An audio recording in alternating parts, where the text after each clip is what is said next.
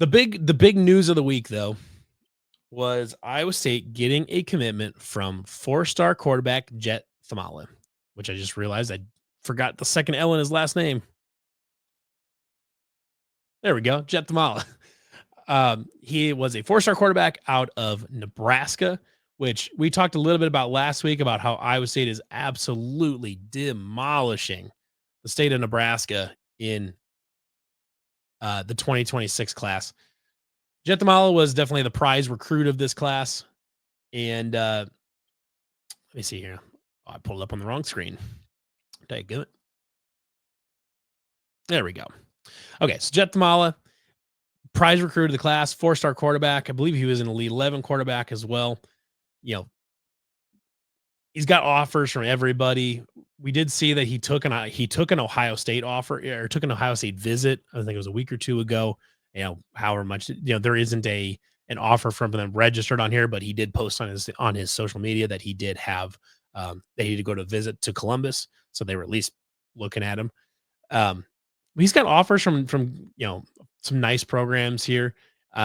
This is a guy, 6'4", $185. That's great size. He can put on 20 pounds of muscle. You put 10, 20, 30 pounds of muscle on over the next couple of years. Because he's gonna have 2 years to sit and he's gonna have he's gonna have a full year. Once he gets here, he's gonna have a year to learn, get acclimated, put on a little bit of muscle and all that in anticipation of Rocco leaving after the 26 season. Obviously short of him having a truly unbelievable season this year and going pro, which, even if Rocco has an unbelievable season, I don't know that he goes pro. Unless he's going to be like a top 10 draft pick. But this is the Iowa State quarterback position is pretty much locked up for the next 2 seasons, obviously short of an injury or Rocco just falling off a cliff production wise and all that. But even if that happens too, they've got Connor Moberly there, and they will also have Alex Mansky, who is a freshman this year. So this is a guy that I would expect to be right in the mix when Rocco leaves after the 26th season. Now, factoring into that whole thing, if Connor Moberly is still here, which I don't have any reason to believe he is imminent to leave. But he'll be a junior because he's a redshirt sophomore this coming season, I believe. And so he'll be older by the time Rocco is done. Let's see. I'm gonna just check here real quick because I believe Moberly is gonna be. I believe he would be a senior by the time Rocco is out of here. So Connor Moberly is okay. So he's actually just a redshirt freshman. I don't know why I thought he was older than that. Because Rocco's a redshirt junior. Yeah, okay. So Moberly is only a redshirt freshman this season. That was just his redshirt season. So he'll be a redshirt. So he'll have redshirt sophomore next year. He'll be a redshirt junior going into the 27 season when Rocco has graduated. So he'll be a little bit further along in his career. And assuming he's still here, which maybe he is, maybe he isn't. That's just, like I said, that's just kind of how college football works now. Is if guys don't think they're going to get snaps, they leave, or if they're just getting bored, they leave. Whatever it is, I don't know. I don't have any reason to believe that Connor Moberly is is getting ready to leave or anything. But assuming he's there, and then you have Alex Mansky, who I know I've gushed about in the past. I don't know if I have on this show. I definitely have on the Wide Right shows. I'm a big believer in Alex Mansky. I think he's got a great physical build. If you watch his tape, he throws a really nice ball, especially a nice deep ball down the field. I think he has a lot of potential at Iowa State to be the starter in 27. And now you have a guy that you're bringing in to the mix in Jett Thomalla. I'm not sure. That is talented enough to absolutely give Connor Moberly and Alex Mansky a run for their money. And I think this is fantastic for Iowa State. Because even if, let's say, Iowa State goes the route you kind of assume that they will, where they go with the veteran in Connor Moberly, if you go with the veteran in Connor Moberly, he'll have 2 years, and then Alex Mansky will still be, um, he'll still be fairly young, and Jett Thomalla will still be young as well. So those guys will still be around. Jett Thomalla would just be a redshirt sophomore going into when Connor Moberly graduates. So this is absolutely one of the guys, along with Alex Mansky, that has a chance to be the quarterback of the future for Iowa State. I guess quarterback of the future post Rocco. Rocco is still the quarterback of the future right now for Iowa State because he's got 2 years left. But this is absolutely a guy that's potentially next in line after Rocco if he can outpace Connor Moberly in camp and all that. So an exciting name, 4-star quarterback. You love to see that, especially when they've got a good platform like this. I would say it's gotten good quarterbacks before. Obviously JJ Cole is the famous one where he was very highly rated. But and throws it, threw a good ball, but maybe wasn't as mobile and just wasn't ready. Jett Thomalla, to me, just based on his tape, and actually we can pull up a little bit of his tape here, which obviously they're just highlights. You can't really read too much into him, but he's mobile enough to be dangerous, but he just stands tall, finds his ball. I mean, that's a beautiful deep ball right there. So you like his size there. He's got he's got decent footwork. He's mobile, keeping his eyes downfield. Makes a beautiful throw to that receiver on the post route there. And again, like I said, these are highlights. They're gonna look good. But you like him there, staying calm, finding his guy downfield. Beautiful ball right in the breadbasket. I mean, you love that. You love seeing this out of high school guys that have really great mechanics. And he's just a good player, man. His tape looks different to me than like JJ Cole's did. And like I said, I'm not trying to like disparage JJ Cole because he didn't work out here, but his tape, JJ's tape looked a little bit more like had more question marks on whether or not this like his size and his ability would transfer to the collegiate level, just because he was kind of just built like a deer, basically. He's very tall, very lanky, and you wonder what his mobility would look like and all that. Um, there is really, I don't see any concern as far as that goes here with Jett. He stands tall. He's got good footwork. He gets a good base under him. He's got good mechanics. He's got a good release. It's not overly long or anything like that. Um, you're seeing a lot of deep balls here just because they're going to throw that on the highlights. But look at that. I mean, that's nice touch on that. A lot of young quarterbacks would be tempted to just rip one of them, but he puts beautiful touch on some of these, and it's not like the receivers are having to make big body adjustments to any of these. I mean, they're just right where they need to be. He's accurate. He's got a decent arm. He's got a solid arm. He's mobile. He's not gonna burn you. He's not gonna run for 100 yards in a game, but he's absolutely mobile enough to extend plays. And if he needs to get out of the pocket and pick up 5 yards, he can absolutely do that. But kid's just accurate.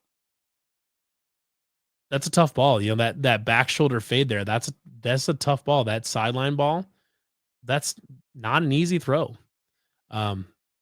Gosh, see, that's a nice play there too. He's just keeping his head up, making a good play, just getting a few yards and moving on to the next one. Nice pocket presence there, spins out of it, finds a guy downfield. Kind of a busted play, but keeping your composure and keeping an eye downfield so you can keep a look at that again. That's just good heady play. Nice ball there. Could argue that was maybe a little bit risky, just because he gave it a lot of air when that defender wasn't that far away. But nice back shoulder fade there. Gosh, only his receiver could catch that. These are beautiful passes. Just love watching this guy's tape.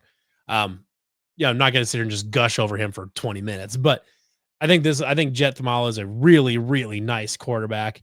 And I think Iowa State fans are going to really like him if again, he's got to put it together.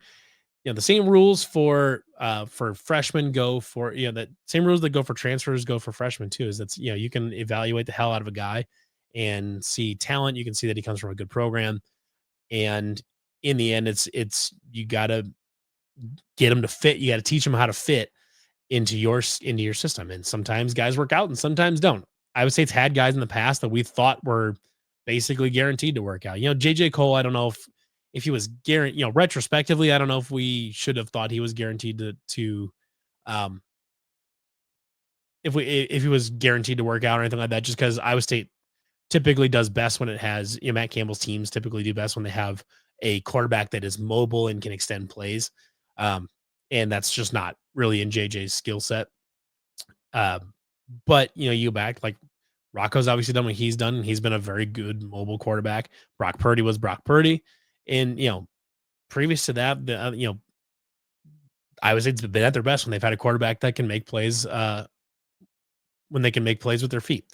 So it's an interesting one. I like this player a lot. I think he's going to be in the mix in 27 to potentially compete for that starting spot. And like I said, even if Connor Moberly gets that, he will just sit around, he'll sit for a couple years and he'll be a redshirt sophomore with 3 years to play in 27 if in another shot to win that starting job. So big time pickup there for Iowa State with 4-star quarterback Jett Thomalla.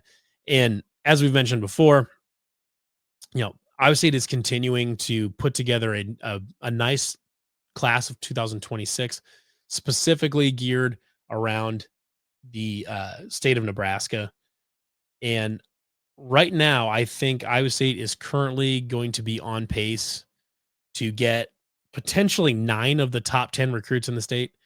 I know there's a couple Nebraska. I know there's a couple Nebraska crystal balls here, but I know Isaac Jensen is a big time target for Iowa State at the tight end position. We, Iowa State's got its own in-state tight end in Mike Jacobson's younger brother. But he might be too high ranked for Iowa State to pull in. He's got Notre Dame offers and things like that. And it's hard to argue with a high end tight end going to Notre Dame. They put him in the NFL all the time. So this is the guy I've heard that if obviously if they can get Jacobson, great. But they really like Isaac Jensen from what I understand.